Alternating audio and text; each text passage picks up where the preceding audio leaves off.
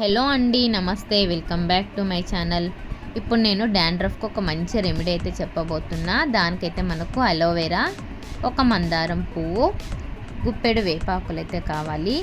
ఇదైతే చలికాలం కదండి, చలికాలంలో అయితే డాండ్రఫ్ ఖచ్చితంగా వస్తుంది. సో మనం ఇప్పుడు ఏం చేయాలో తెలుసుకుందాం.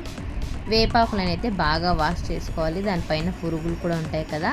సో మనం మంచిగా వాష్ చేసుకొని మందారం పువ్వును, వేపాకులను, అలోవెరా అయితే ఇలా తీసి అలోవెరా మూడింటిని, అలాగే ఒక ఆనియన్ కూడా సైజ్ చూసి మనం పెద్ద ఆనియన్ అయితే ఒక ఆనియన్ కట్ చేసుకోవాలి మీ హెయిర్ని బట్టి.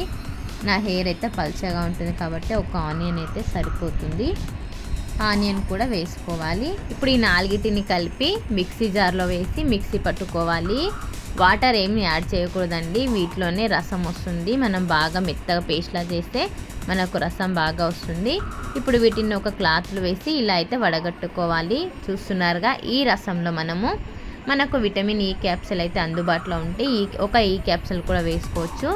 నేను ఈ ప్యాక్ అయితే మార్నింగే వేసుకున్నాను. షాప్స్ ఓపెన్ లేకపోవడం వల్ల నేను ఈ క్యాప్సూల్ అయితే వేసుకోలేదు.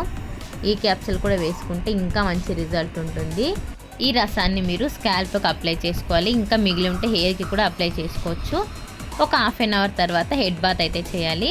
మీకు ఒకవేళ డాండ్రఫ్ ఎక్కువగా ఉంటే వీక్లీ 2 టైమ్స్ అలా చేయాలి. ఒకవేళ డాండ్రఫ్ తక్కువగా ఉంటే వీక్లీ వన్స్ చేసినా మీకు 2-3 వీక్స్లో డాండ్రఫ్ మొత్తం పోతుంది. నేను ఫస్ట్ టైం ఈ ప్యాక్ వేసుకున్నప్పుడే నాకు 50% డాండ్రఫ్ అయితే పోయింది. ఇదైతే నేను సెకండ్ టైం ఈ ప్యాక్ వేసుకోవడం. డాండ్రఫ్ ఉన్న వాళ్ళు ఖచ్చితంగా ట్రై చేయండి, మంచి రిజల్ట్ అయితే ఉంటుంది. మీకు నా వీడియో నచ్చినట్లయితే లైక్ చేయండి. Thank you for watching. Bye.